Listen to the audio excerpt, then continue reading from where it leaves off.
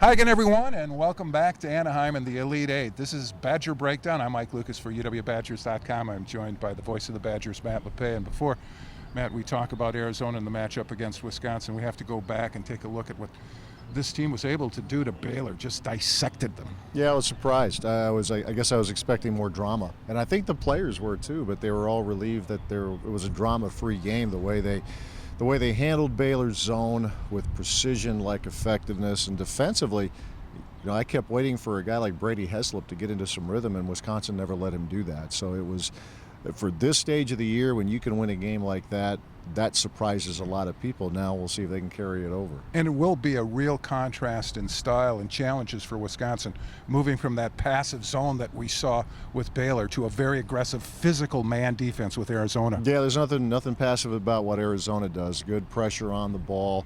No great secrets with what Arizona does defensively. But we talked last week about the adjustments getting ready for the Badgers defense going from American to Oregon. Now the Badger offense goes up against a zone look from Baylor now to a very sticky man-to-man of Arizona. So it's another, I don't know if it's day and night, but it's pretty close, I think, to what Wisconsin's going to be dealing with Thursday to Saturday. And this was an Arizona team that was ranked number 1 in the country for 8 weeks.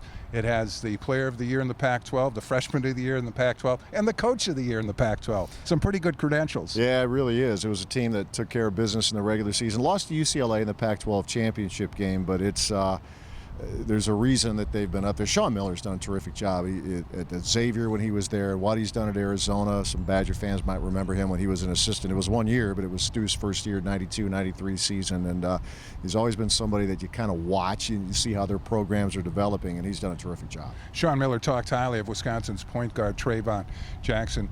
And in turn, there's a lot of people in this tournament who have fallen in love with T.J. McConnell, a transfer from Duquesne, who's the heart and soul of that team. Yeah, pretty good point guards in this region out here. When you think of Xavier Thames of San Diego State and how good he is, I asked Gary Close, I said, look, when you see McConnell, I couldn't help but think of Aaron Kraft and asked whether that was fair, and he said absolutely. Very tenacious. They, not prolific scorers, but they're capable of scoring, and the way they're the catalyst defensively, the way he gets in, McConnell specifically gets into opposing point guards or whoever has the ball in his hands, it seems, with him in many ways. I mentioned the player of the year in the Pac-12. That's Nick Johnson. Freshman of the year, Aaron Gordon, and they provide a lot of firepower. They do. There's balance there. But you look at the games where Arizona has lost, all 4 of them, not very many.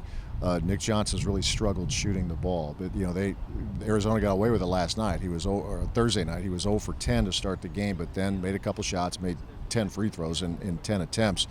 But they have the balance. If someone's off, someone else is there to pick them up, much like Wisconsin in that regard. Do you think the Badgers will be able to avoid the distraction? I'm going to call it a trap of looking ahead, one step away from the Final Four. I think everybody's human when you get to this point. I don't know how you not think about that. I mean, talking with Bronson Koenig about that, he says, we all know what's there. But they've been so good about 40 minutes. Well, you get 40 minutes guaranteed. Ben Brust, if he said it once, he said it 500 times. So I think it's something that probably every player here has to fight. It's only natural. But I like the way this group has been able to just take it down. It's one game at a time, all the cliches. They've been very good at that. And maybe one final key to keep in mind, the bench. Wisconsin got a lot of points off its bench against Baylor, and they may need those points again versus Arizona. Yeah, absolutely. With what Nigel Hayes has been able to do throughout the course of the season, mid-range jumpers, that quick spin move he has on the post, Bronson Koenig is going to be someone who's going to have the ball in his hands, and his confidence continues to build. They need contributions from everybody. It's like all hands on deck right now, and I'm sure Arizona's looking at it much the same way. For the voice of the Badgers, Matt Lepay, I'm Mike Lucas for UWBadgers.com. Thanks for viewing our special edition Elite 8 segment from Anaheim.